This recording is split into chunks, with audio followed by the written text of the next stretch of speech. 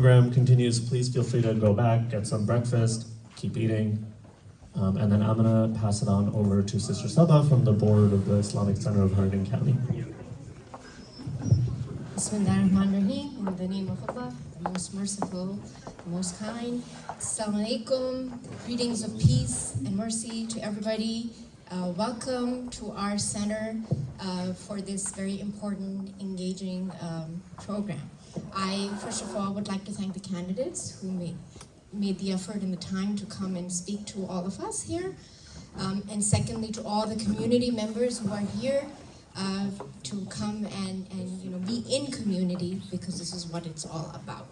And I'd like to thank the volunteers, especially, who have made it a wonderful program, and they are here to work through behind the scenes all this time. And thank you to all our moderators and other people. So thank you, and we welcome you and all the other representatives of the other masajid who are here in collaboration with us.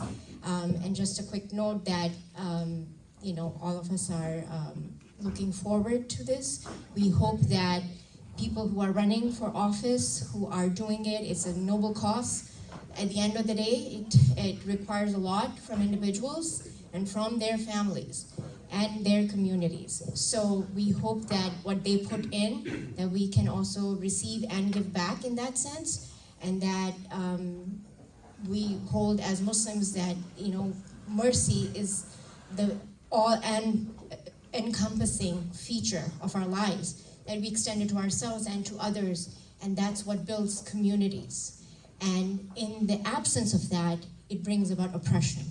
And it is about correcting course where it needs to happen and formulating things that make things better for everybody. So welcome in that spirit of community and togetherness, and please feel free to take food, as we said, because food always brings people together also.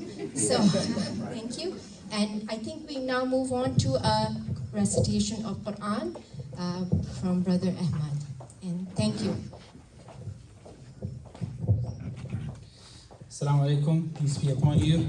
I will recite the verse in Arabic, and then I will read the English translation after, inshallah.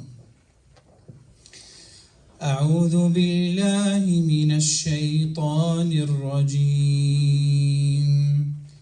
بسم الله الرحمن الرحيم. يا أيها الناس إنا خلقناكم من ذكر وأنثى وجعلناكم شعوبا وقبائل لتعارفوا إن أكرمكم عند الله أتقاكم إن الله عليم خبير. O mankind, we created you from a male and a female and made you into nations and tribes so that you may know one another. Indeed, the most honored of you in the sight of Allah is the most righteous of you. Surely Allah is all-knowing, all-aware. Thank you.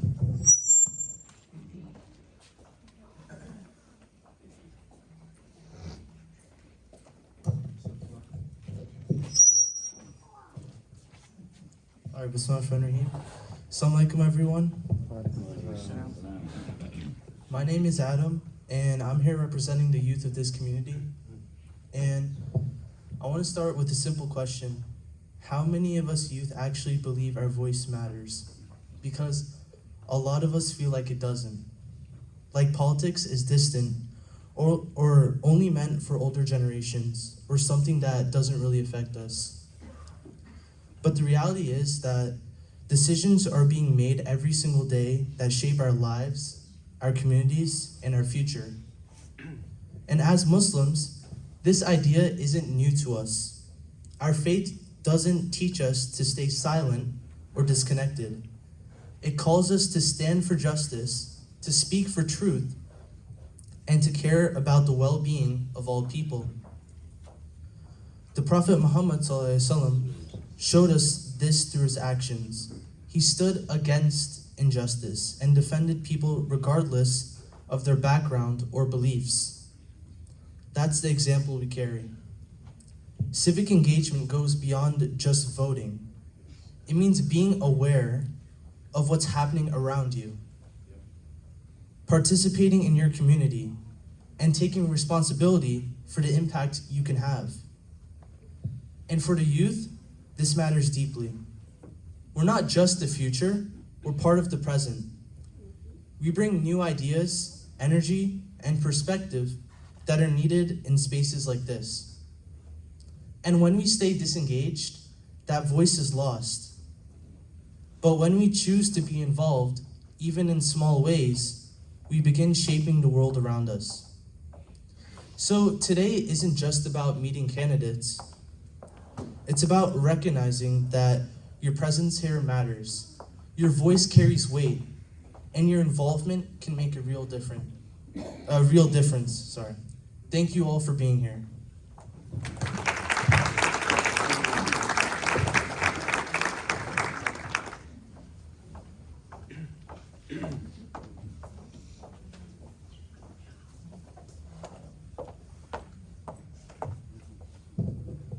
Good morning, everyone. My name is Ali. I am the New Jersey Organizing Manager for MGage. We're a Muslim political advocacy organization. I just want to recognize a few people. Sister Omaima Mansour in the back, if you can raise your hand, who's the New Jersey State Lead for CARE Action. We also have Brother Dia in the back, who's the Operations Manager for CARE, which is the Council of American Islamic Relations. They have some voter education, voter registration information back there.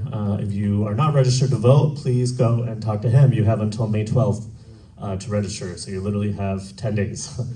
So do it today, because this is a really, really crucial election. I just want to take a moment to also just thank, again, the candidates for participating. There are a couple things that the lawyers have asked me to say. This is a 501c3 institution. The comments and opinions shared here do not reflect those of the Islamic Center of Hunterdon County, nor the opinions of any of the co-sponsoring organization. This is also not part of the endorsement process for any of the co-sponsoring organizations. As a 501c3, all candidates were invited to participate.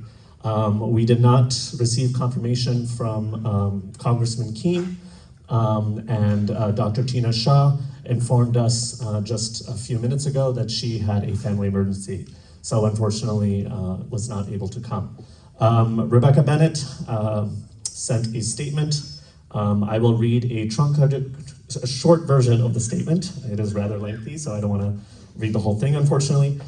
She says, "I regret that I am unable to attend today's forum. My campaign notified the organizers in advance due to a scheduling conflict related to my service as an officer in the Air National Guard. My name is Rebecca Bennett. I'm a former Navy pilot and test pilot, healthcare leader, and mom of two. I'm running for Congress in NJ-07 because I love this country. I want to fight for the version I want to lead my daughters and the next generation. This moment demands real leadership and a willingness to step up and serve. I would be honored to earn your support and your vote. Please don't hesitate to reach out if you have any questions at all.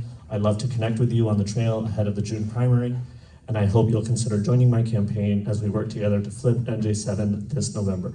Thank you again for your time and for being in this fight." I also just want to take a moment to recognize a few members of the leadership of the Islamic Center of Hunterdon County. Specifically our two moderators, Sister Mariam and Imam Rios, who will be moderating. They will introduce themselves in a moment. Brother Seth, I don't know where you are, if you can raise your hand. Obviously, Omaima. We have Sister Latifa, not sure, there you are. Sister Shireen, she's upstairs, she's doing check-in. Yes, Sister Saba. Did I forget anyone who's been in our group chats? Munis, Brother Munis.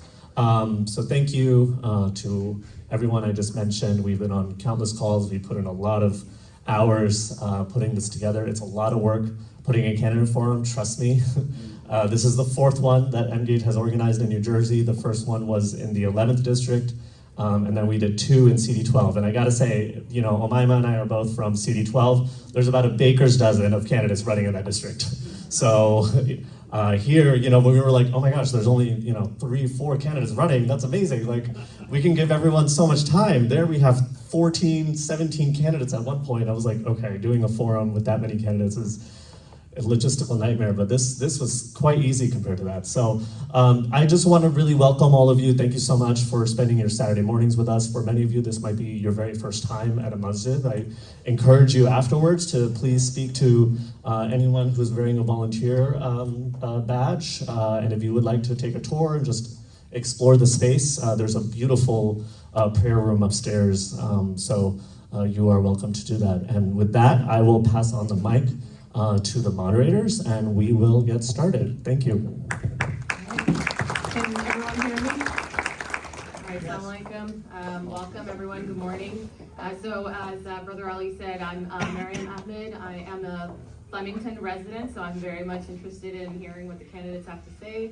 And Imam Rios, if you want to introduce yourself. So my name is Imam Rios, grew up in Philadelphia in South Jersey, and I'm a community organizer. So what I'll do is I'll kind of go over the rules of what this forum is going to look like. We have assigned an order for the questions to the candidates, and this is mostly for the candidates to know, but you will have 2 minutes for your opening remarks and for the questions. We do have a timekeeper in the front, so just if you could raise your hand so they know who the person is, okay? And we'll jump into a series of questions spanning immigration, affordability, healthcare, finance, campaign financing, civil rights, and foreign policy. Any of the candidates can ask a question to be repeated for a second time. And when we conclude with the Q&A, you'll have your 2 minutes to do your closing remarks.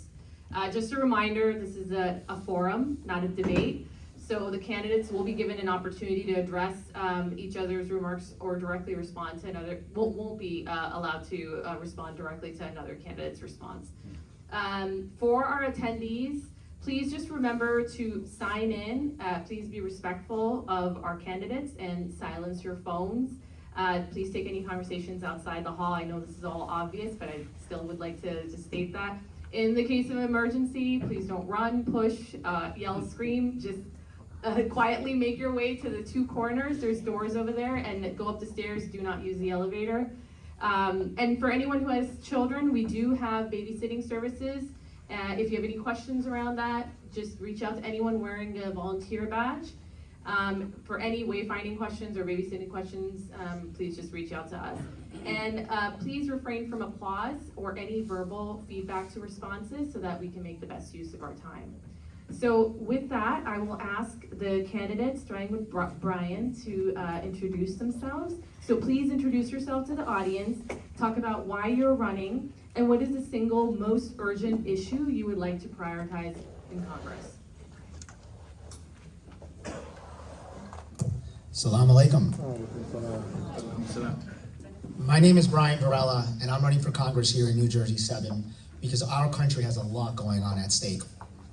As a first-generation Colombian American, I have seen firsthand what a lot of working class and middle class families are going through in this country. And I am terrified of the direction that the Trump administration has us going in. As a matter of fact, Tom Keene Jr. has proven to be a rubber stamp for the Trump agenda and the MAGA agenda. And it's time to send fighters to Congress to put a stop to it. I will tell you that I am someone who fought to pay my way through school. Like a lot of folks in our communities, my parents couldn't afford college. We knew that a strong education was the best vehicle for social mobility. At 22 years old, I fought to keep my family afloat when my mom got sick and my parents went out of business. When my mom passed 2 years later, I fought to raise my younger brother, who was 13 at the time. So I learned firsthand how hard it is to keep up with a full-time job and keep up with the bills and also raise a teenager. It's very challenging. It was hard back then. I can imagine how hard it must be right now with this economic climate. I'm someone who fought to build a business from scratch during COVID. I built a childcare group. It's one of the fastest growing companies in the country. We are on the Inc. 5000. I was named Executive of the Year by New Jersey Business Magazine, and I'm on the NJ Biz Power 50 list. And when it comes to our agenda for this campaign and for running, there are 3 top issues I really want to highlight. Affordability. We've got cost of living spiraling out of control, and we got a billionaire class that's buying their way to power to put their interest above yours. Healthcare. The fact that we pay the most amongst developed nations per capita, while at the same time having one of the lowest quality of cares amongst developed nations, to me is unacceptable. I'm a proponent of Medicare for all, or anything that we can move that will move us in that direction. And lastly, defending democracy. And there's a lot of branches in as far as how we defend our democracy, but one of the first places that I want to start is with ICE. We need immigration enforcement. This is not it. Thank you so much for your time. Thank you, Brian.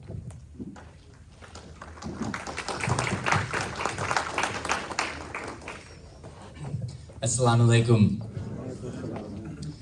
Good morning. My name is Michael Roth, former leader at the United States Small Business Administration, where I delivered more for New Jersey in 6 months than Tom Kean Jr. has in a quarter of a century representing us. I wish he had given me a higher bar. I have to actually start with an apology. If my voice is a little bit raspy, if my energy is a little bit low today, leaving an event last night at 11 p.m., I walked into the last pizza shop that was open, and last night I had severe food poisoning.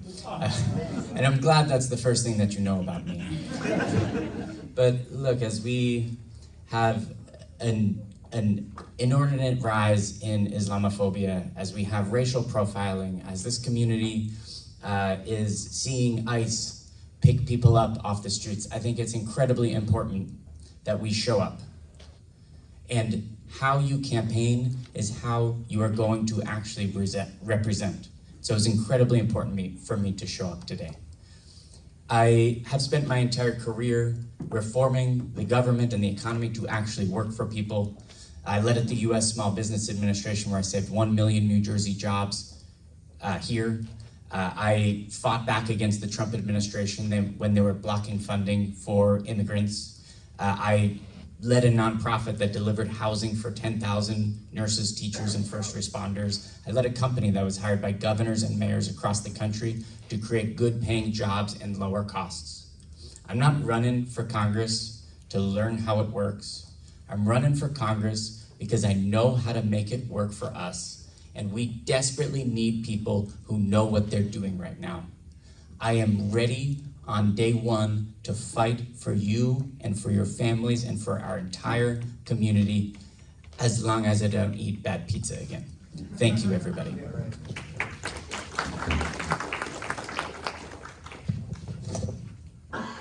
So thank you, everyone, once again. So we wanted to begin with our first question, and it belongs to ICE. So addressing ICE, immigration and customs enforcement, we're not keen to that definition. It was created in 2003 under the Department of Homeland Security. It's a post 9/11 restructuring that shifted immigration enforcement from civil administration into a national security framework. In light of recent events, and given that at least 12 people, but we have documented about 29, have been killed by ICE since September. In addition to many marginalized groups, ICE has also targeted the Muslim community. From international students, we know these high-profile cases, Mahmoud Khalil and Umaysa Usturk. And we have right here in New Jersey, the eminent family, the owners of Jersey Kebab, based in Haddon Township, and the case of Liqa Kurdiya, who was a New Jersey resident from Patterson, who has been detained 1,500 miles away in Texas and just received hospital care without her family's knowledge due to a medical emergency. We know that some of these things have been updated. And then we have our community member, Kareem Daoud from Flemington here, who was detained for 9 months by ICE when he went to an appointment to pick up work authorization documents. So as a member of Congress, what steps would you take to ensure that all communities, especially those that are most vulnerable, feel safe and supported amidst escalating aggressions from ICE? And we see that they're returning once again. And we'll start with Michael.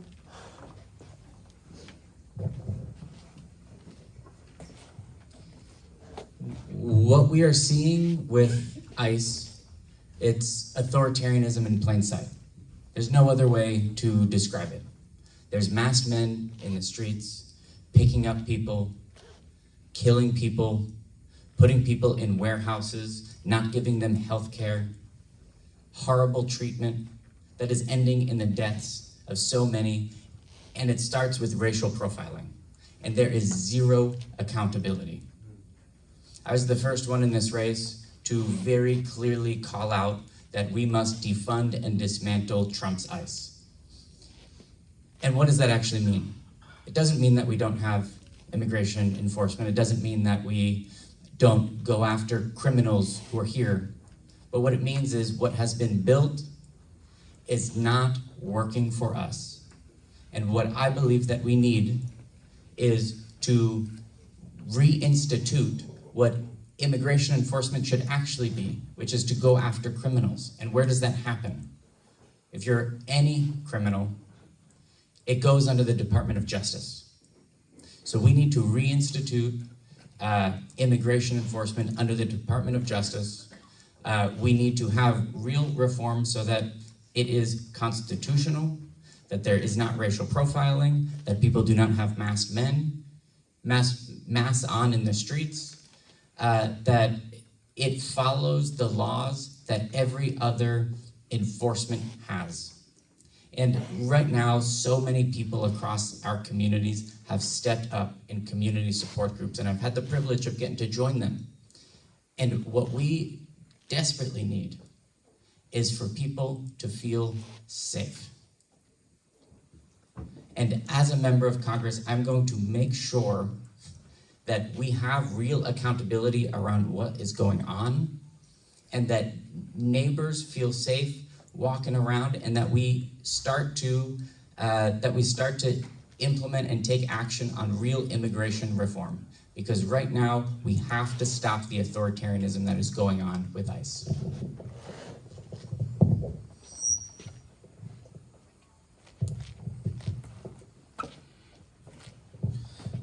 So, as the son of Colombian immigrants, as a first-generation Hispanic American, I am appalled by what we're seeing in our communities.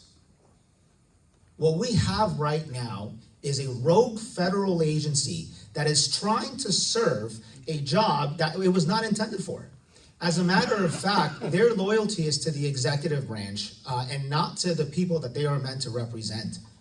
They are, cruelty is the point. They are going into our communities and terrorizing our marginalized neighbors. And ultimately, while I think we can agree we need some sort of immigration enforcement, this is absolutely not it. That's why I was one of the very first federal candidates in the entire country to demand for Kristi Noem's impeachment. I have been by far the most active person in this race combating ICE, whether it's in Roxbury or going to Delaney Hall.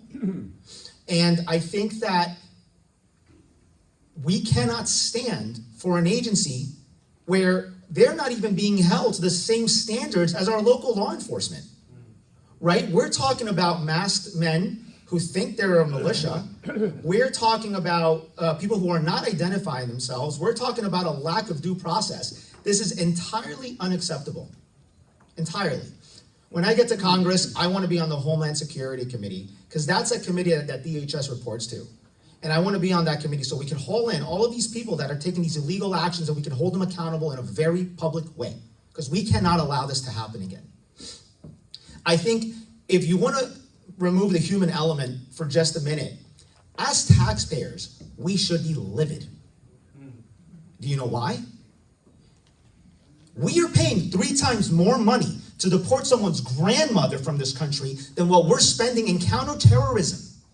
That is the budget for immigration enforcement compared to the FBI's budget to counter terrorists. To me, as a taxpayer, that's unacceptable. Thank you. All right. Thank you. So the next question is around economy and affordability.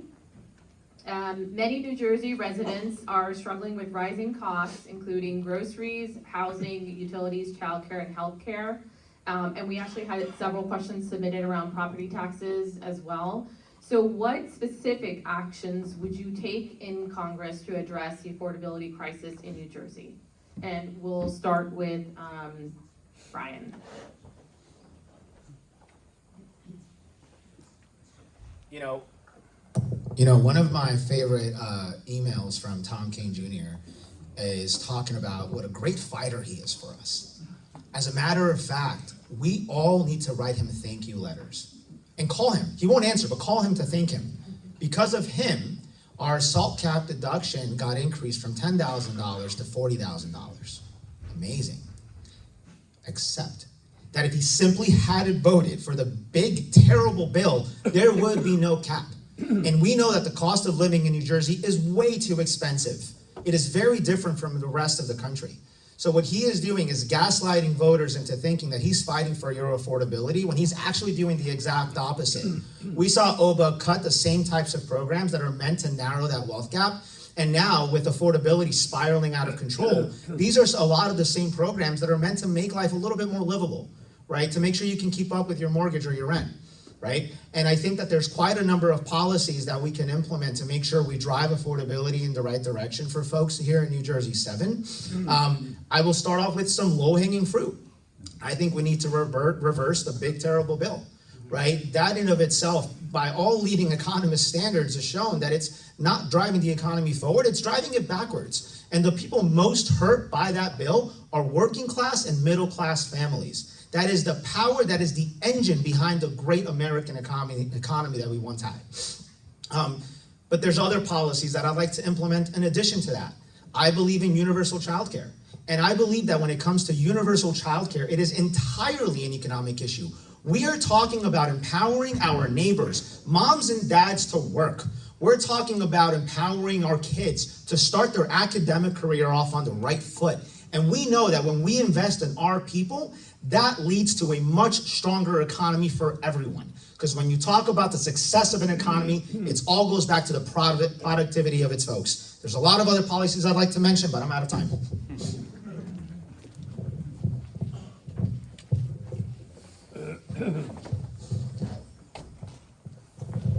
So I appreciated the young man's comment who started us off, and I apologize, I forget your name. Adam. Thank you. When I talk to young people across this district, I hear you should give yourself a high five, I love that, I saw it.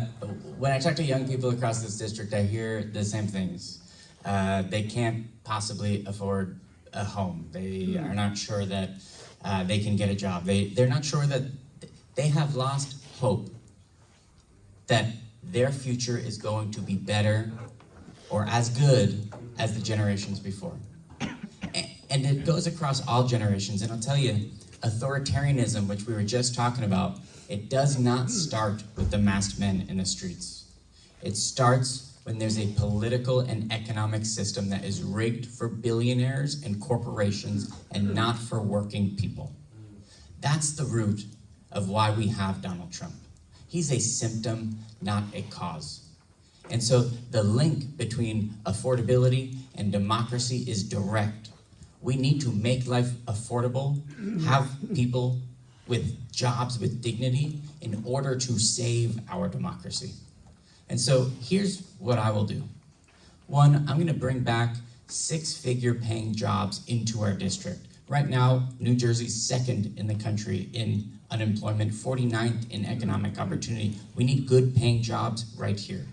Second, we need housing. We need to build housing around those jobs of the future. We have thousands and thousands of acres of empty corporate parks, empty shopping malls, brownfield sites that we need to be building housing so that it's affordable for all generations. Third, we need to completely rewrite our tax code. Right now, Elon Musk makes more money than all 9.5 million New Jersey residents combined and pays a 3.5% effective tax rate. Imagine what you would do if you paid 3.5% in taxes. So we have the ability to make change. And these are not things that are just slogans. These are all things that I have actually worked on before, and I'm ready on day one to fight back for. Okay, thank you, Michael. So we move on to the next question. Brian?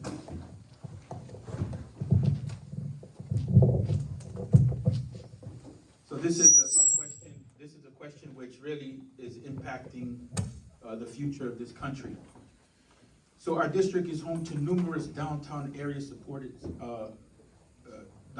small businesses. And it is those small businesses which support that downtown. So what federal tax incentives or grant programs would you champion to help local entrepreneurs compete with the large-scale corporate retailers that are actually putting out of business the small mom-and-pop shops? Yeah, look, make no mistake about it. Small business is the driver of this country. It is the #1 job creator. It is the backbone of our economy, and we need to support small businesses and entrepreneurship. There are parts of New Jersey where they've got something called an urban enterprise zone, which basically reduces tax rates to generate more business for those local business owners. But I don't think we stop there. I think taxes are important, and we need to make sure that we're incentivizing small business by giving them a fair tax code. But I think that there are things that, as a congressional representative, that we can do, right? So for starters, I think that we need to create more pathways to entrepreneurship. I think that we need to create easier access to capital to business owners who are looking to expand their business. We can leverage entrepreneurship and small business to also solve a lot of the problems that we have in our communities. We know that out here in Hunterdon County and in Warren County, there's places where we have food deserts. There's places where we have childcare deserts. And there are people who are willing to step up to the task, but they don't have the financial backing to do so. And I think we can kill two birds with one stone, where we can provide the capital and allocate it to these folks who are gonna work harder than anyone to build a successful business, while at the same time addressing a lot of the issues that are facing our communities. Right now, that job, from what I've seen in Warren County, Norwest Cap is an organization that does this. This is left up to nonprofits to figure out. But there's no reason why we can't help our communities with the things that they're missing, while also generating entrepreneurship and ultimately driving the economy forward. One of the other things that I'd like to see, especially for young aspiring entrepreneurs, is a very well-ran mentorship program. There are a lot of business owners that genuinely want to help others do well. They want to help people build their business. They want to mentor young people. There are actually retiring business owners that don't have anyone to pass their business off to. And I think that if we can create pathways, whether it's to sell a business to an aspiring entrepreneur, or creating a mentorship program where we have aspiring business owners working under tenured, experienced, seasoned business owners, to eventually be able to do the same thing that they do. And if we can do that in a very strong and organized manner, I think that those are things that are ultimately going to drive business forward and strengthen our economy.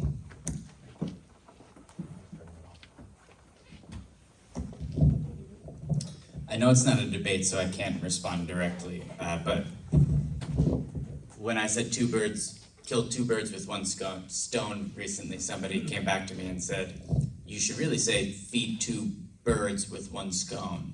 I thought that was really nice. So my family came as immigrants into this country, started a small tailor shop in Newark, New Jersey. Believe it or not, it did not do very, very well. And my father came in and one day put an Air Jordan in the window of his shop. And all of a sudden, people came in flux. And that Air Jordan truly gave me every single opportunity that I have ever had. That's why I am small business obsessed. I've spent my entire career fighting for small businesses, fighting for entrepreneurship. My first nonprofit when I was in college was fighting for the main streets in Lehigh Valley and the western parts of this district. The company that I ran was all about fighting for small businesses. And right now, small businesses are getting crushed in so many ways. Tariffs are cutting off people's customers. It means that their supply chains, they can't even get access to the goods that they're trying to get to. Immigration policies mean workers are not showing up to work. The war in Iran means that the cost of everything is skyrocketing. And all of these things we have to understand hurts small businesses way more than it hurts these mega corporations that have billions and billions of dollars of cash. And so they are good with all of this stuff because it puts their competition out of business. We need to get rid of the tariffs. We need to end this assault on immigrants. We need to end this war in Iran. Those are actually the things that are going to help small businesses the most right now. And then we need to, it makes my mind crazy that small businesses pay the same corporate taxes as Meta or Microsoft. It doesn't make any sense. We need a progressive tax for small businesses like we have a progressive tax elsewhere. We need to build entrepreneurial ecosystems all across this district so that we have main streets that thrive, because our district has 50,000 small businesses and nonprofits. It's what makes our communities thrive. People who own small businesses are more likely to live in their communities and they care about their communities.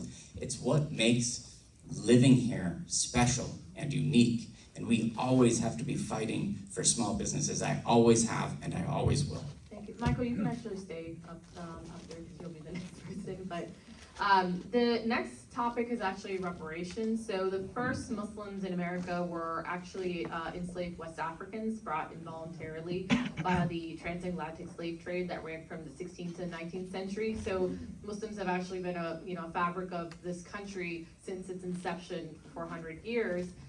Black Muslims, like all other Black Americans, have faced enslavement, discrimination, and racism for centuries. Please share if you would or would not support the federal government enacting a reparations program for Black and Indigenous people, and share the rationale for your stance. So the company that I ran, our core value, the first core value is anti-racism. Because I don't think that you can actually do the work without being an anti-racist organization yourself. It was incredibly important from us from the founding of it, and to make sure that we understand that there's structural racism here that is built off of history. When I went in and I led at the U.S. Small Business Administration, small businesses that were owned by people like me were closed at 17%. Black-owned small businesses were closed at 41%. That was a real structural issue, and we had to make changes. And so one of the things that we did was make sure that we engage with all members of the community, have real community engagement to make sure that people trust the government, because for the very reasons that you're talking about, a lot of minority groups do not trust the government. In fact, in the Muslim community, we had some of the lowest rates of pickup. And I was so excited when we passed this reform where immigrants could get access to PPP funding who are here legally. And the next day, I was so excited to see the results of all of these immigrants picking up funding, and there was no change because immigrants didn't trust the federal government because of the history of racism here. And so what we had to do, we worked with Muslim chambers of commerce, we worked with mosques, we worked with all sorts of community groups to make sure that they were equipped to serve their community. I strongly believe that we need the implementation of policies that reach communities that meet the cultural competence of people, and that's how we have to continue to serve our communities that have been left behind. Thank you.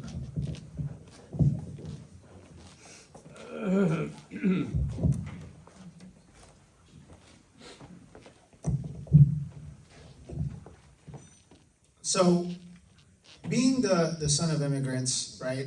I think the community that I come from is probably not all that different from yours, right? In the sense that, we have similar values, right? It's a very strong family dynamic. Like a lot of other communities in our country, right? We value kindness. We value looking out for each other.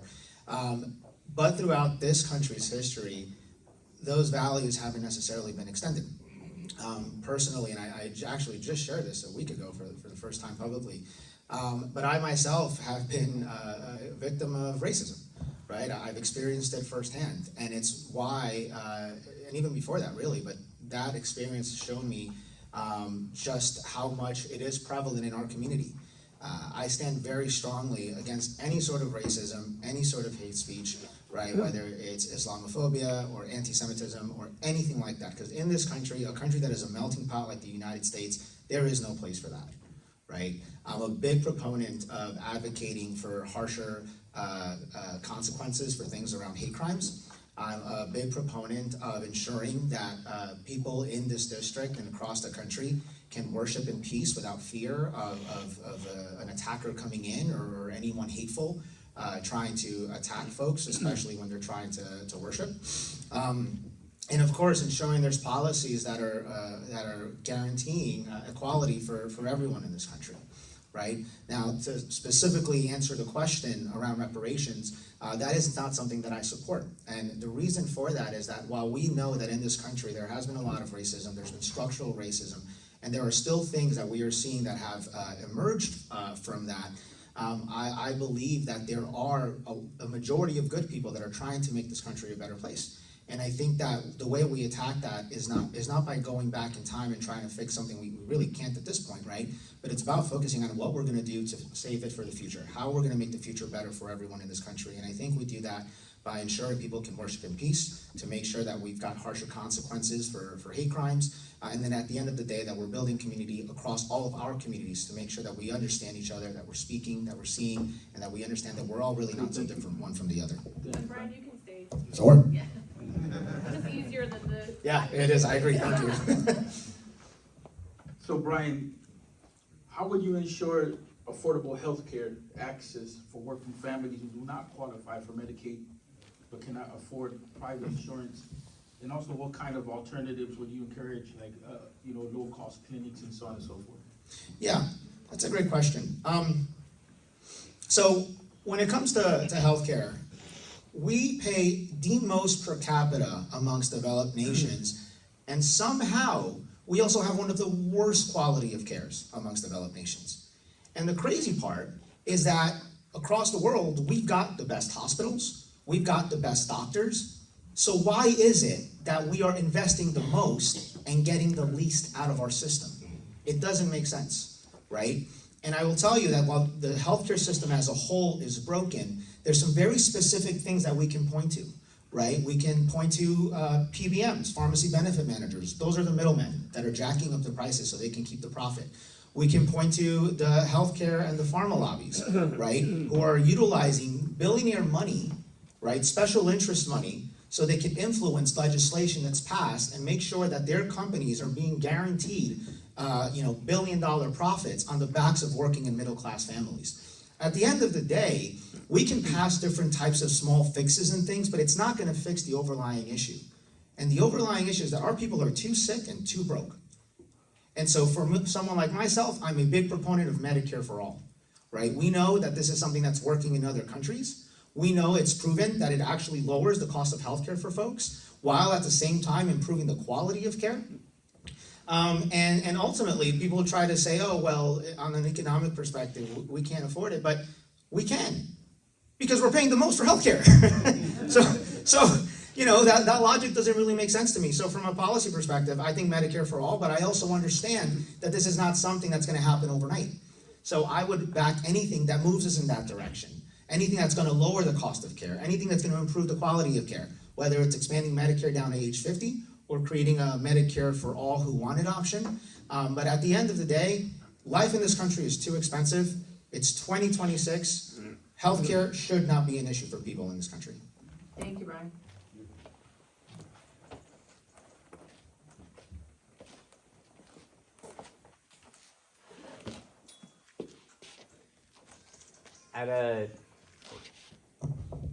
At a town hall that I had a few months ago, there was a couple who said to me, Michael, should we get a divorce?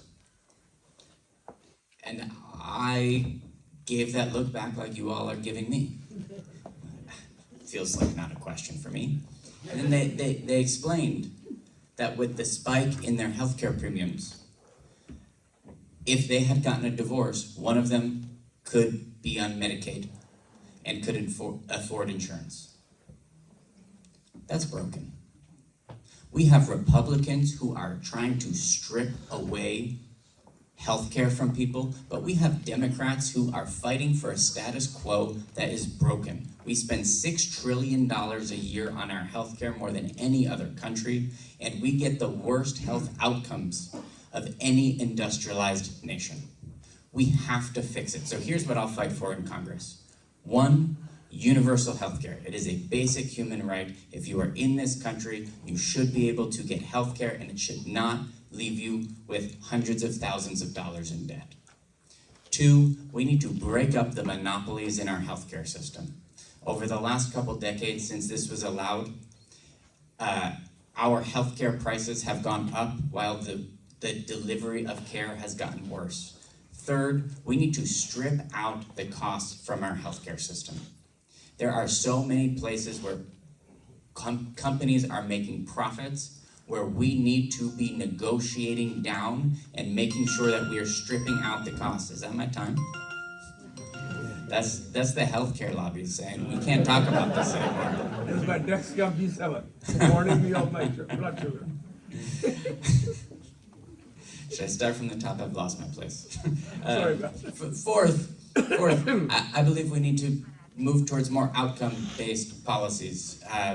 Right now, our incentive structure is completely broken. We walk into a medical facility and we pay every time we walk in. That means the healthcare system is incentivized to keep us coming back. What we need is a healthcare system that keeps us at home and healthy. There are organizations like accountable care organizations that have shown that if we pay for outcomes, we get better outcomes for lower costs. So that's what I'm going to be fighting for. And most of all, we need politicians who understand that healthcare is a human right and are not using it as a political pawn like we have seen year after year here. Thank you, and you can stay. Okay, you don't have to remind me again, I'll remember next time. So I know the previous question was about those who qualify for Medicaid.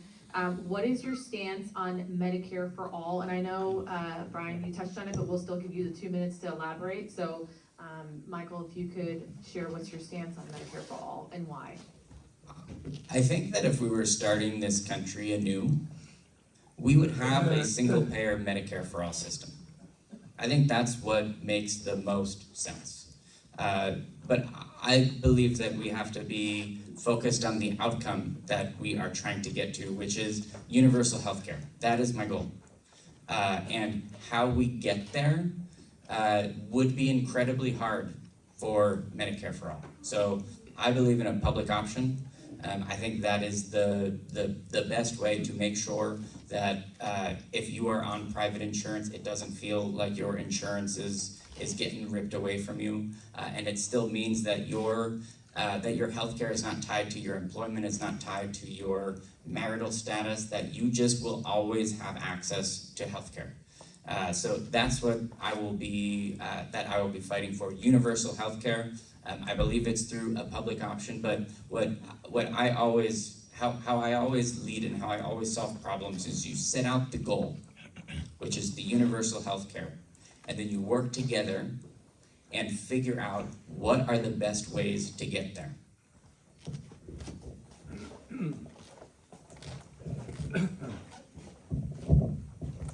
So, I read an article, I think it was this week, that showed a pretty steep drop in people that were renewing on the healthcare exchange. I've read about families that their cost for healthcare is the same, if not more, than their mortgage. Think about that. We've got an administration that has attacked healthcare. They rolled back the ACA subsidies, and the people that are being hurt the most by this are working and middle-class Americans. And oftentimes I'm asked, well, you're a proponent of Medicare for all, doesn't that make you a little too progressive for this district? So wanting people to be healthy makes me too progressive? Wanting people to be able to afford living in this country makes me too progressive? That's interesting. And I find that interesting because one of the things about our economy is our economy does not discriminate. It doesn't matter if you're a Democrat or a Republican. Just because you're a conservative does not make you immune from the terrible developments around our economy, from these terrible policies by a corrupt administration. So when it comes to working and middle class voters, yes, there are some that are left, there are some that are right. Most importantly, there's a big block of people that are simply looking for problems to their issues. They're simply looking, who is the candidate that's got the right policy that's gonna make life affordable for me? And folks, there's one system that does that, Medicare for All. Thank you. And I had 20 seconds to spare, darn it.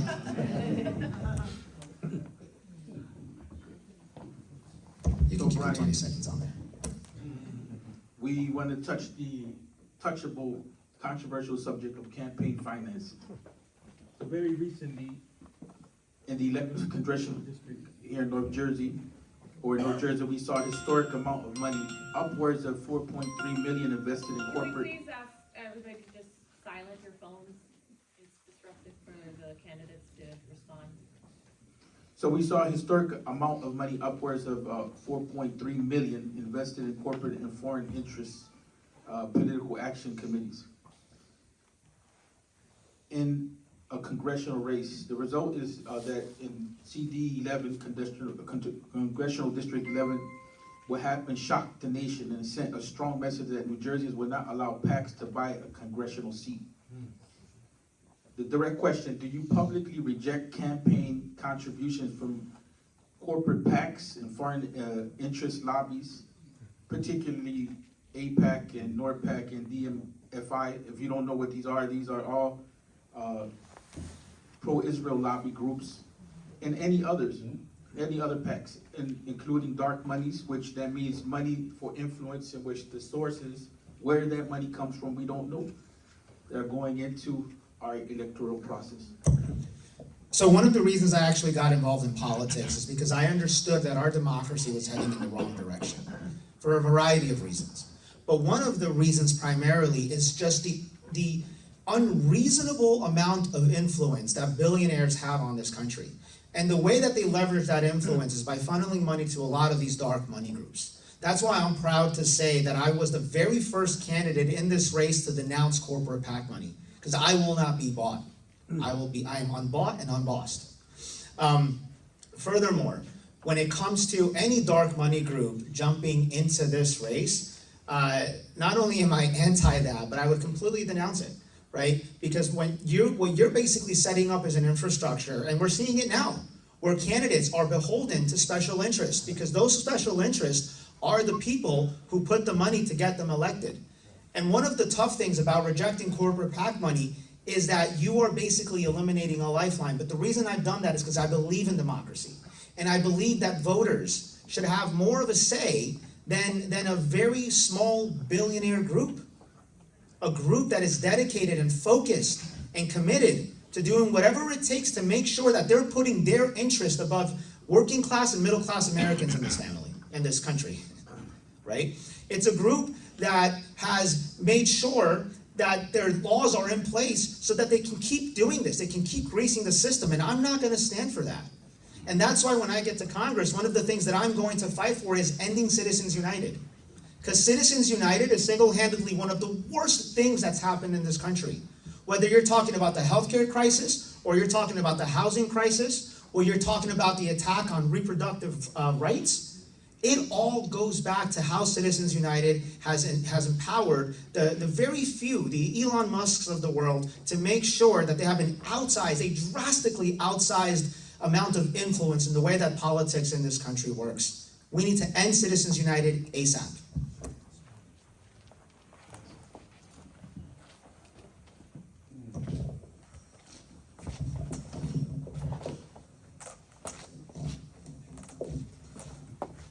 I think I'd be better at that by now. In 2008, the amount of money invested in our federal election by billionaires was $14 million. In 2024, that number was 2.2 billion. That's enough money to buy every single member of Congress 2 times over. That is why things do not get solved. Right now, our approval rate on our Congress is 10%. It's the lowest in history. People do not believe that our representatives represent us. And you know what? They are right. They're right. They don't represent us. Look, Tom Kean Jr., I hope that he is well, but in the time that he has missed votes, he has raised $800,000, including $600,000 from corporate PACs. He doesn't show up for us, but he shows up for the people who fund him. That's who his boss is. He's telling us very, very clearly.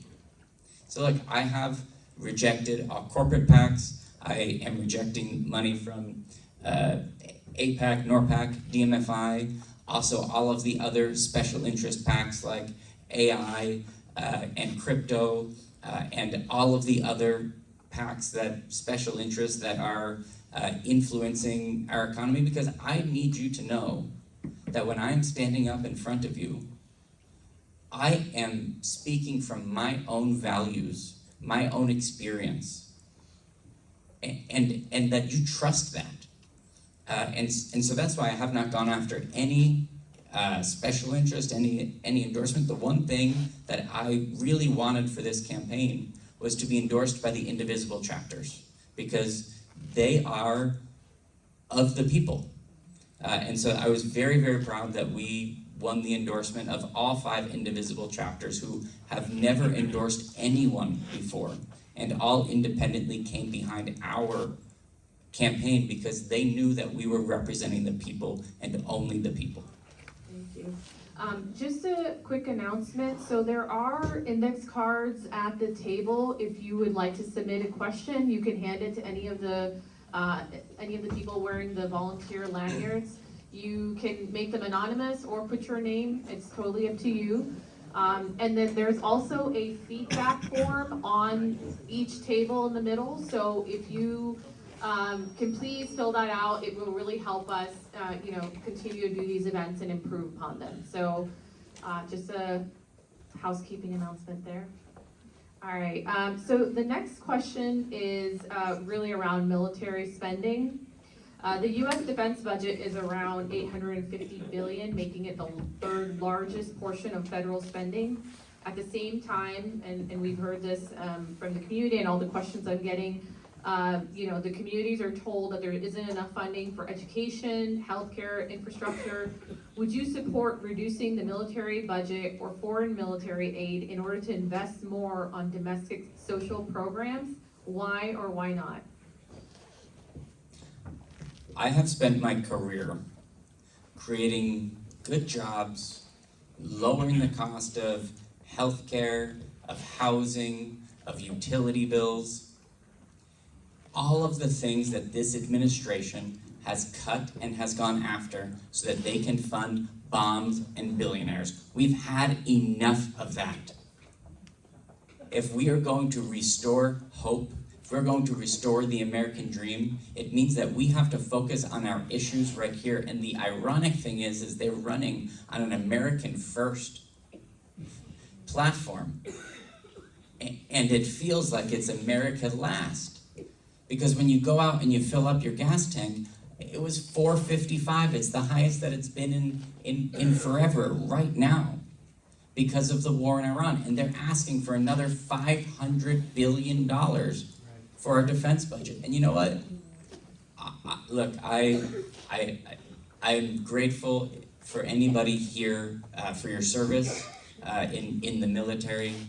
We absolutely need to make sure that the young men and women in our military are supported and have what they need. But 40% of our defense budget goes to companies that are making massive profits off of defense, off of war. We have to stop incentivizing this military-industrial complex and start incentivizing investing right here in New Jersey and across the country where our families need it.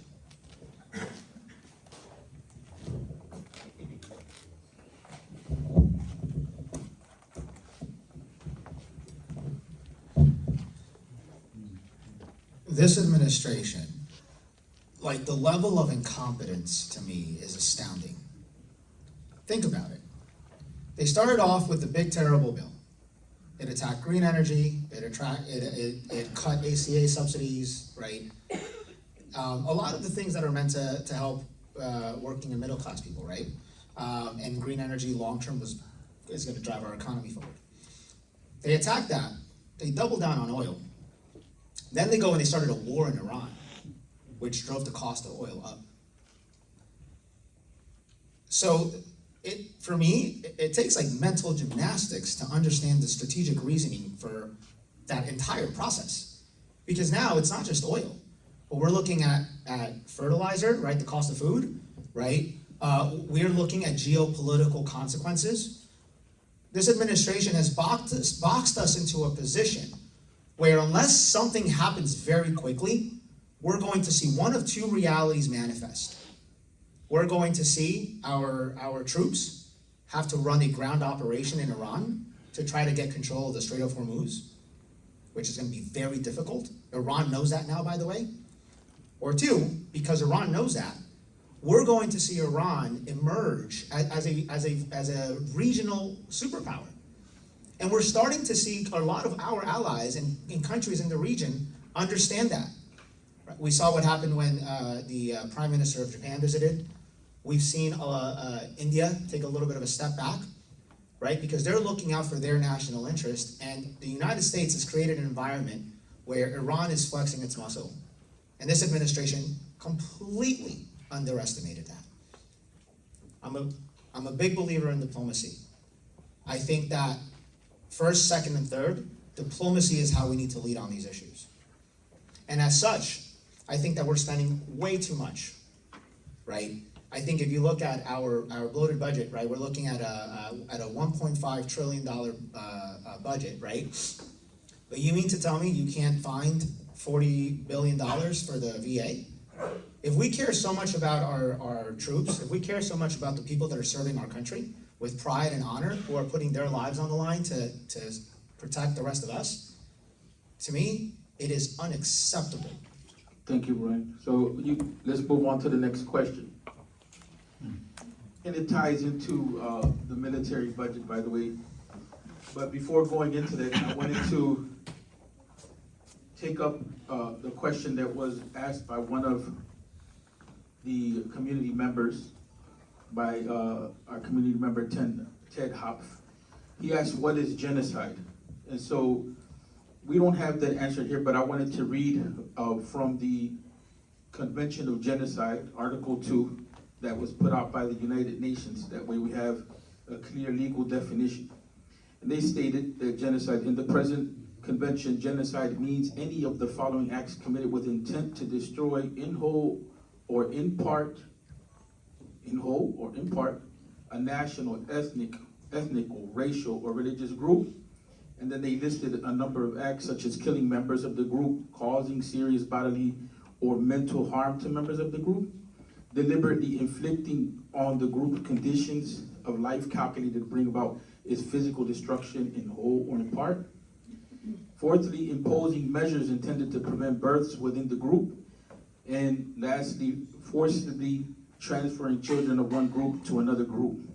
So there's a mental component and a physical component. So our question here then, according to that definition, in the past 2 years, the Israeli military has killed over 70,000. That's a low estimate of what we have documented in Gaza, according to the UN Office of Humanitarian Affairs. Some estimates like that published in the Lancet Journal being as high as 95,000, the majority being women and children. We know that the Gazan population is mostly children, and nearly the entire population has been displaced. Given the number of people who are still buried under the rubble, the Lancet Medical Journal estimates that 186,000 or more have been killed by the Israeli military. The United Nations Commission of Inquiry and over a dozen international human rights organizations such as Amnesty International, Human Rights Watch, the Doctors Without Borders organization have stated that Israel has committed genocide in Gaza. Would you agree there is a genocide taking place in Gaza? Why or why not?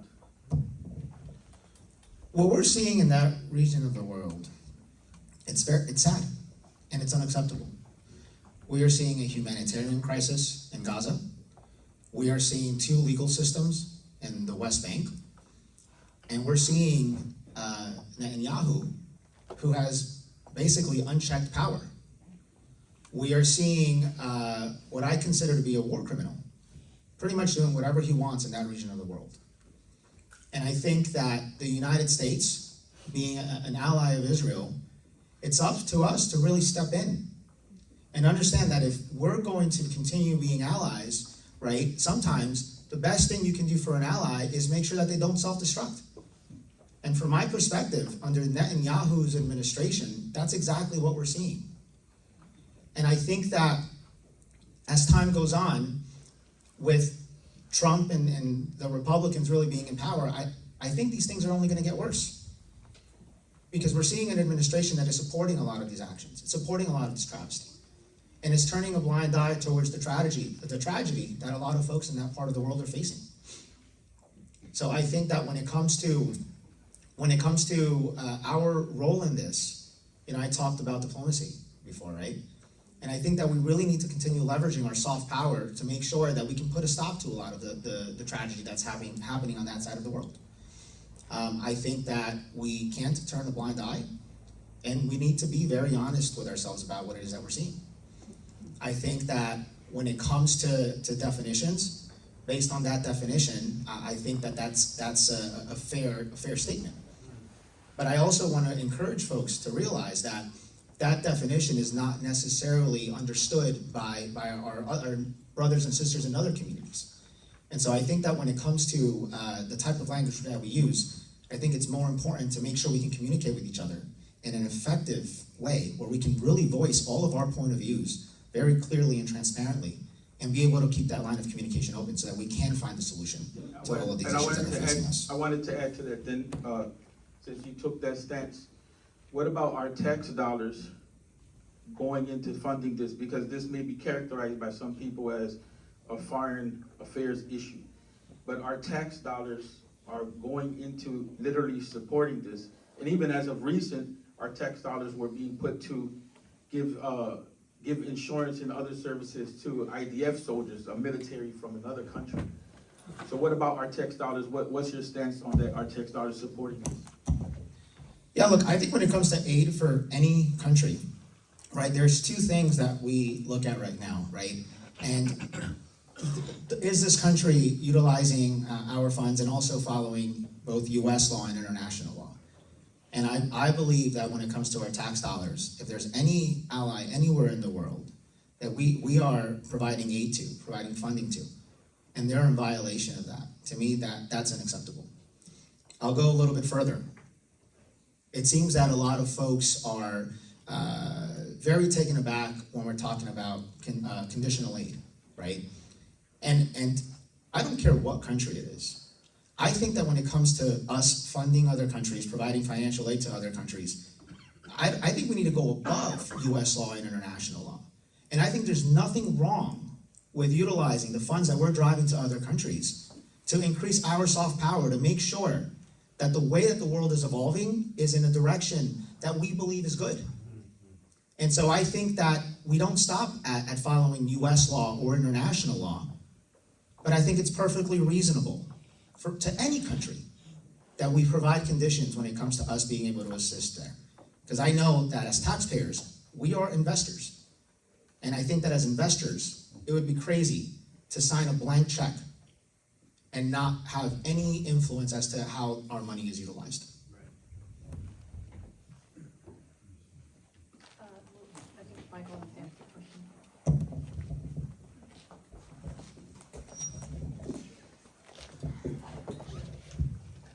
I just want to first say, I'm sure that there are people in this room who have brothers and sisters and friends and family who are in Gaza, who have been impacted by this, and I just want to say my heart goes out to you.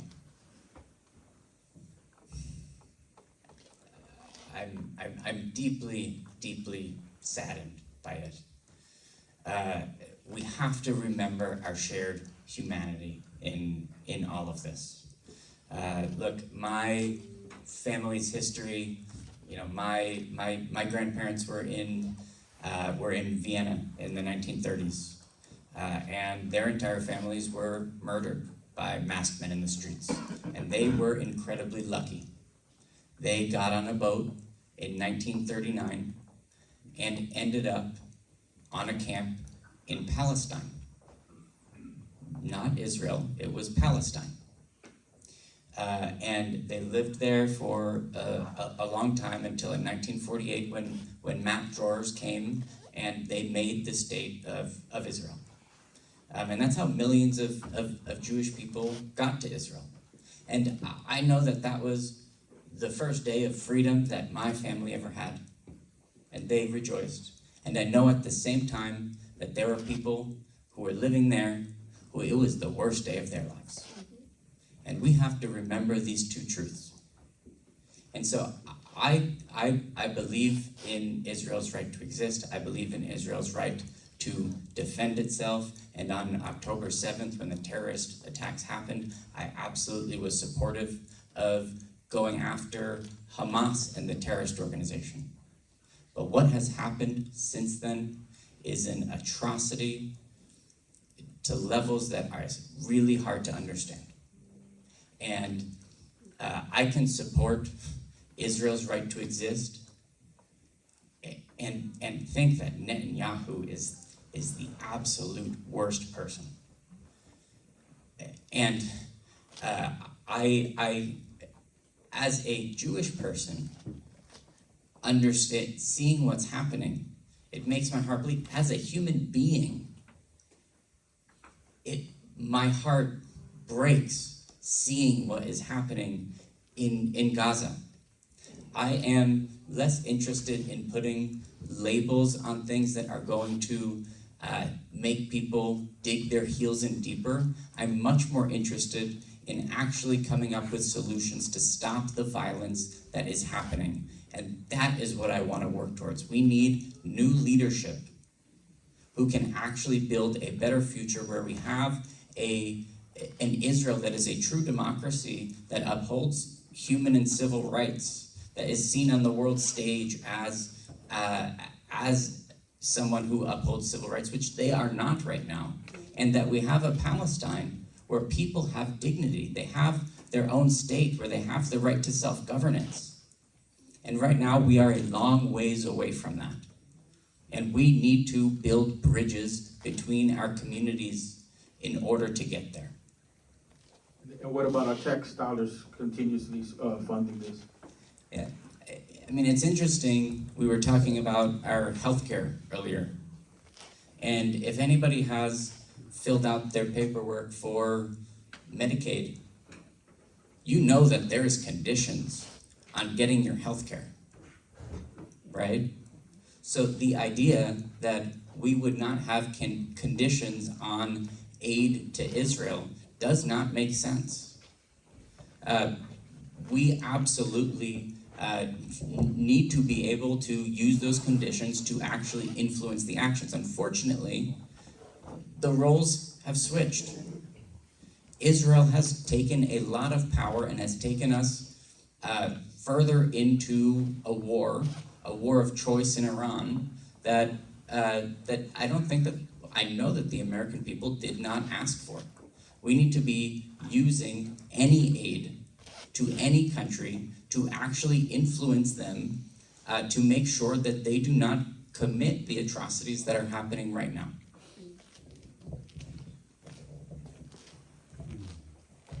I'll say, Sarah, one more thing.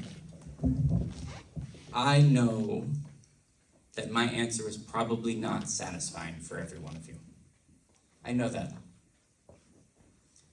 And I just want to say that, you know, what I'd like to tell people is if you agree with me on 9 out of 12 issues, you should probably vote for me. If you agree with me on 12 out of 12 issues, I'm probably lying to you, or I'm not answering the question directly. And my promise to you is that I am always going to give you my straight and direct answer. I'm always going to show up. And I'm always going to listen back. And I saw a bunch of people writing during that. And I'm going to listen to your feedback on that because I believe that's what representatives do.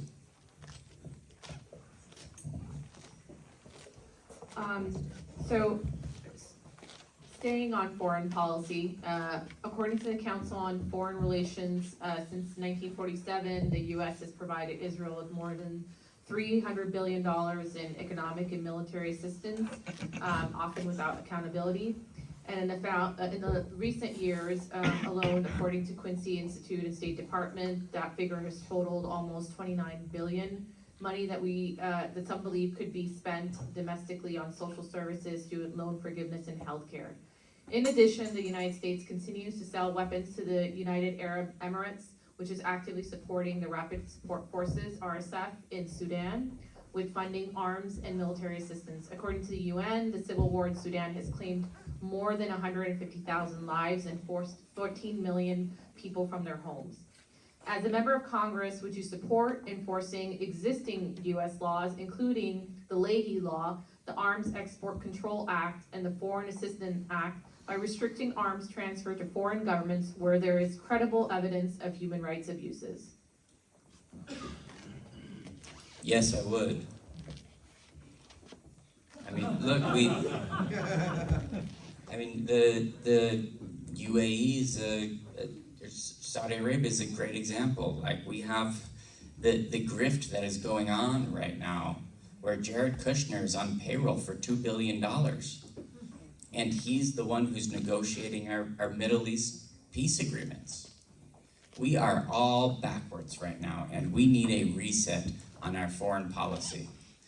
We need people who will fight back against what's happening in the status quo and uphold international law. And right now, across the region, we are not doing that. And you know, I don't think that these issues that we're talking about right now, if you elect me in 2026, I don't think we're gonna have these issues solved by 2028. These are big, complex issues that are going to take a long time. My commitment to you all is that I'm in it for the long haul, and that I understand where we need to go, which is, again, a Palestinian state that has dignity, self-governance, and an Israeli state that has a democracy and upholds human and civil rights. And if that's the vision, we have a lot of work to do to get there. And my commitment is making sure that we are always on a path to get there. Right, I just wanted to follow up, Michael, really fast, because I wanted to stay on this point. We're talking here about weapons transfer, and the crisis in the Sudan, it is the biggest crisis right now, according to mostly all the reports of humanitarian agencies. So I know that you said you would, but will you, block the export of weapons to countries with our tax dollars, once again, that are being used in conflicts that are going to come back to us and cost us more tax dollars? This is an issue of how it is that we're dealing with military policy, and I know necessarily that the civilian government doesn't really deal with that, but will you be vocal on this issue? Will you be vocal on these types of abuses? Yes, I mean, what's happening in Sudan, and we have to remember our shared humanity in this. Every time there's a loss of a life, it should pain all of us. I remember seeing in Iran when when the United States bombed a school that killed 186 people. We have to remember all of the impacts. Imagine if that had happened here, what the response would be. And we are so confused when people are radicalized and hate the United States of America. But imagine if 186 American children were killed here in New Jersey from a bomb that nobody takes accountability over.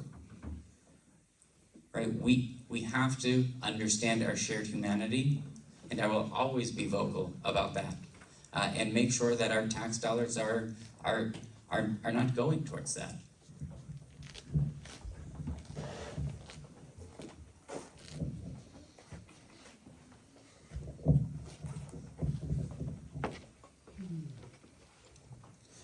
So I think I answered this a little bit with my last answer, right? I think that when we're seeing what countries are benefiting from us providing aid, we've got to hold them to a standard. And I think that when we're providing funding to countries that have been found of abuses of human rights, I think for me that's a disqualifier. Especially when we've got a military budget that seems to just be growing leaps and bounds every time I watch the news. Meanwhile, as I mentioned earlier, there are people who literally can't afford to renew their health care. You know, we're seeing a lot of your kids are probably are either living at home, and they love it, by the way, but they want to get out. And many of them are probably looking at leaving the state because housing here is too expensive. So you mean to tell me that we don't have money to solve the problems that we have here at home, but we've got money to fund what's a violation of human rights? As a father, I've got a little girl. She's turning 3 next week. She's literally the light of my life. And I can't stand to imagine being one of these parents whose kid is a victim of this. I mean, like everyone in this room, I mean, it's almost hard to speak about. You know, I'll give Michael credit. I think he made a great point. When we think about something like what we're seeing happening in different parts of the world, if that were to happen here, there'd be a revolution. We would not stand for it here. Why should we allow it to happen in other places? And I think that when it comes to the types of weapons that we're selling to other countries, look, I believe that there's a time and place for defensive weapons, right? Depends on the ally, depends on what's happening, but I think that that's fair. But what I absolutely will not stand for is the United States providing weapons that are being used to kill innocent people anywhere in the world. Thank you. So in the interest of time, we will do 1 minute for the questions because we do want to get to some of the audience questions. Thank you all for submitting them. I believe a lot of them have been covered through the questions that we've already asked, so I will ask the ones that are sort of the outliers. There is a prevalence now in the US to demonize or silence opinions and freedom of speech in general if the administration doesn't like it. What would you do to ensure that freedom of speech is protected and is similar to what we've seen in the past? Freedom of speech. Who likes freedom of speech? I don't think Donald Trump does. The thing with freedom of speech is that freedom of speech isn't meant to protect the things you'd like to hear. It's meant to protect the things that you don't want to hear. Right? And it's been a cornerstone of this country since its inception. Even if it's not the popular opinion, it is an opinion. And it's not meant to protect the majority of people. It's meant to protect the minority of people that are voicing that opinion. And as a matter of fact, I think when it comes to free speech, we've seen a lot of the great things that have emerged from this country has been because of that, right?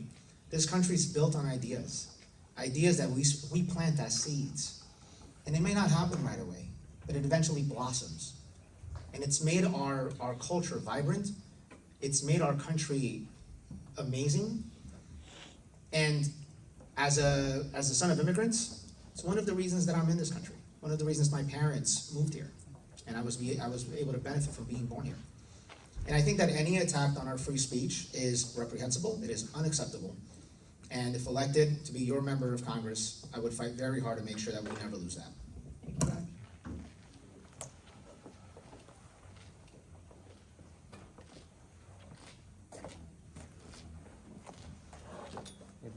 The Trump, always turn it off. It's like a prank that you're doing on me. Freedom of speech has been weaponized by the Trump administration.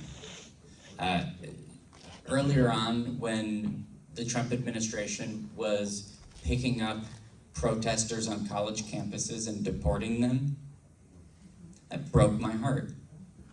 Nobody should be deported because they are part of a peaceful protest. That is disgraceful. Okay, I'll talk about another piece of freedom of speech, though, which I think has gone too far, which is around our social media companies. They are the root of so many of our issues today. And back in 2008, when social media was first arising, we knew about Section 230 and the fact that social media had no liability for what was going on their platforms, and we didn't do anything about it. Want to know why? Because also in 2008 is when the Citizens United decision came out. And so now we've had 20 years of social media being able to say whatever they want to put hate and division between us with zero liability. We need to regulate social media so that they are held liable for the hate and the division that they cause while they are making profits. The only people who are actually benefiting from that hate and division are the few billionaires that are on their yachts and their mansions while we in our communities drive further apart. All right, thank you. So in the interest of time, I think we will now just move to the closing statements. What I would encourage everyone here is that if you have submitted a question, the candidates are here, are going to stick around hopefully for a little bit longer, so please do approach them yourselves and ask those questions. So giving each candidate 2 minutes, if you could please give your closing statements on why voters should trust you to represent them in Congress. I just want to thank our moderators over here and our organizers and all of you for coming out and being a part of this. I really, really appreciate it, so thank you.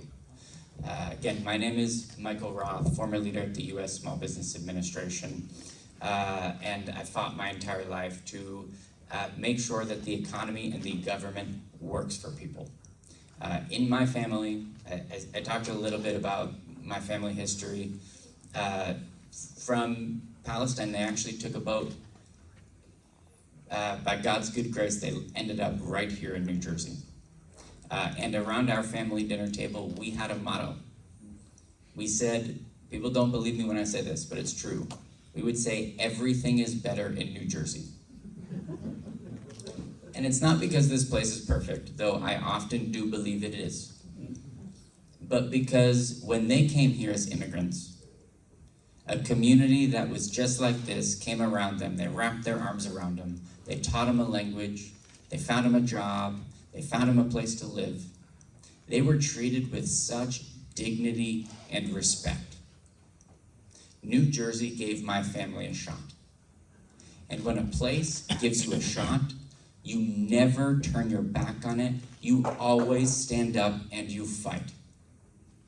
And that's my promise to you every single day in Congress. I'm going to stand up and fight for you, for your families, your communities. I'm always going to show up and be honest with you. I hope that you felt that from me today.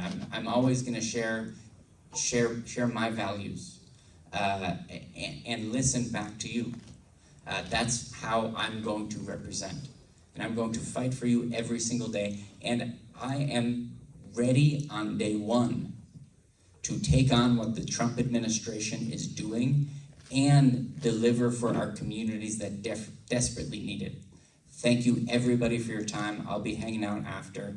Of course, I would never want to leave this without saying there's a really important vote. And it's not just beating Tom Kean Jr. in November, but it's about the type of Democrat that we have. And you all have an incredible responsibility in this democracy. It's your vote. And I don't want to leave this without explicitly asking and saying it would be a privilege to earn your vote on June 2nd. Thanks so much.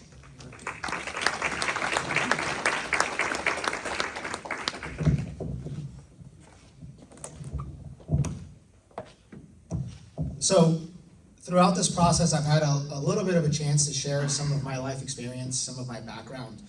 And the thing that I want to leave you off with is that right now, we need a fighter. Donald Trump and his cronies have changed the rules of the game. We are seeing a corrupt administration. We are seeing a rubber stamp Congress. And if we don't go toe-to-toe with these people right now, I don't know what the future of our country is going to be like. And I'm someone who's fought my entire life. I fought to pay my way through school. I fought to keep my family afloat when my mom got sick. I fought to raise my younger brother. I fought to build a business from scratch during COVID. And I have fought to expand the Democratic Party, specifically in red areas here in this district and in the state. And while we've got a lot of great people down in DC, what we are missing right now is a diversity of perspective. Donald Trump beat us for a variety of reasons in 2024. He attracted young voters, he attracted men, he attracted Hispanics. I am literally a young Hispanic male. And when I started this race, self-admittedly, I knew I was an underdog. I knew that jumping into this race, there was a tall hill to climb. And I'm proud to say that over a year later, I've emerged as one of the front runners in this race. And for the record, I'm anti-establishment. I am not the choice of party bosses. In spite of that, we built a real race, a real campaign, and I'm proud to share that we have built the largest coalition of anyone in this race. We've been endorsed by Democratic leaders in and out of the district that have signed their names to ours in spite of us not being the establishment's choice. These are people who believe in our cause. These are people who believe that we're going to do what we said we're going to do. And these are people who know we can win. And the interesting thing about this is that it's not a progressive coalition or a moderate coalition, it's a wide coalition. We've been endorsed by organizations like Peace Action, Make the Road, 32BJ, Mayor Baraka, and we've also been endorsed by very moderate Democrats. Democrats that are winning in red areas, in Trump double-digit areas. And that's something that I'm very proud of. I'm the only person in this race that's done this in the primary, and I think that if you want to judge what someone's going to do later on in life, look at what they've done. I've worked in this district, I've helped Democrats win, I've built a broad coalition, and I'm going to do the same if I'm your nominee for November.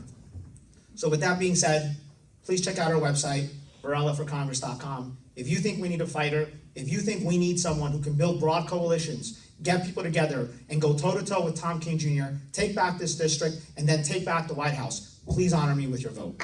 Thank you.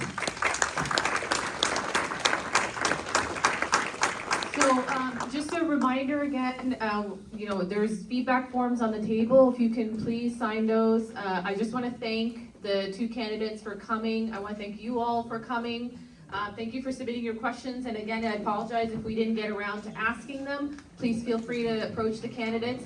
A huge thank you to the volunteers who organized this, all the people. Just give them a round of applause.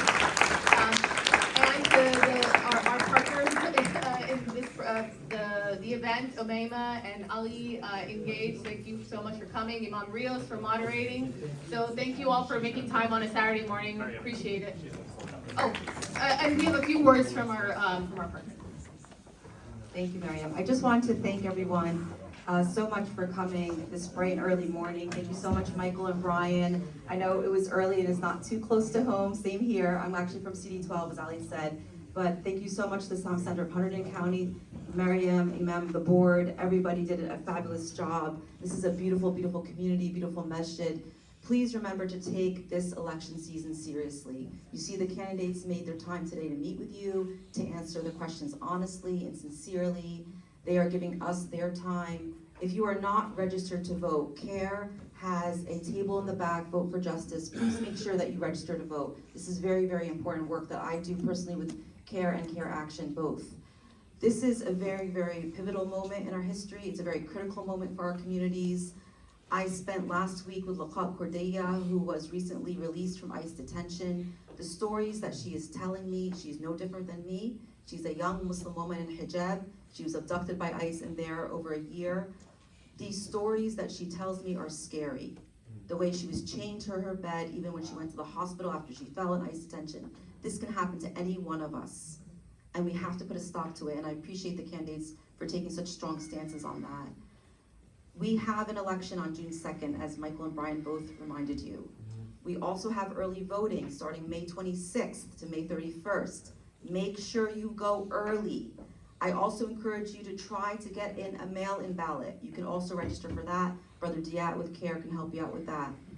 But do not sleep on this election. This is very important. May 12th is your deadline to register to vote. I believe everybody in here is probably registered. But our community cannot keep complaining and complaining when we are not acting to make a difference.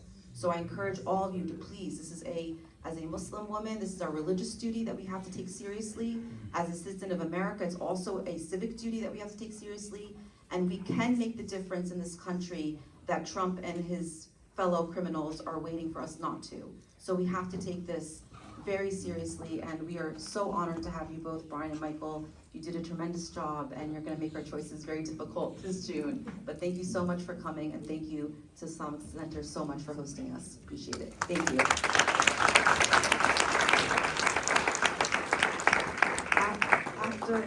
After we're done, we'll have a picture with the board and the candidates, if that's okay.